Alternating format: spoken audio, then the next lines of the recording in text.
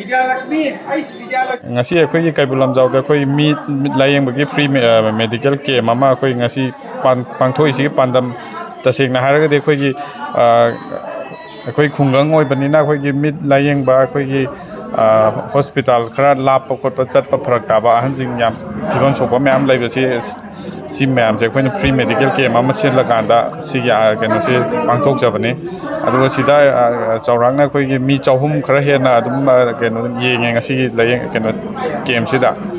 aduga sigi ketrek na soba ahan na khoi khara adum yaure si myam je khoi na si ja hospital da tawrakanda lem na khoi gi treatment pina operation kai kai tawbagi keno ma khoi society khoi Sinhaibi development society the Indian Red Cross Bishnupur branch adagi Langol gi khoi hospital sija hospital gi team myam je tawrakanda free da operation tawbagi pandam mama ju thamakanda khoi pulapna free medical camp je pangthok